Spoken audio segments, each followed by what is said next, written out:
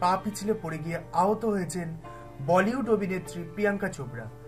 সঙ্গে সঙ্গেই তাকে চিকিৎসার জন্য হাসপাতালে নেওয়া হয়।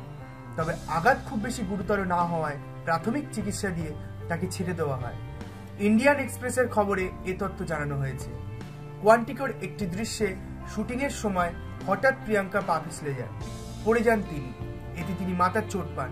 তবে এবিসি নেটওয়ার্ক এটি নিশ্চিত করেনি।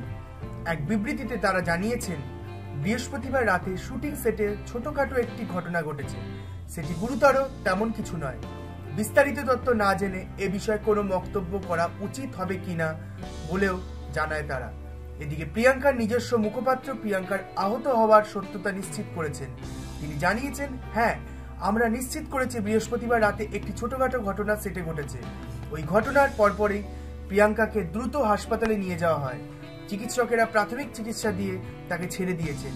চিকিৎসকেরা পরামর্শে এখন তিনি বিশ্রামে আছেন। সপ্তাহ শেষেই তিনি আবার শুটিংয়ে ফিরবেন। প্রিয়াঙ্কা ছাড়াই আপাতত শুটিং চলবে কিনা সে বিষয়ে কিছু জানাননি বিনোদন কোম্পানির ওয়ার্ল্ড ডিজনির এবিসি নেটওয়ার্ক। আগামী 24শে জানুয়ারি থেকে কোয়ান্টিকো সিজন 2 এর প্রচার শুরু হওয়ার কথা রয়েছে। আমাদের বিনোদনের আরও খবর আপডেট পেতে এই চ্যানেলটিকে প্লিজ সাবস্ক্রাইব করুন।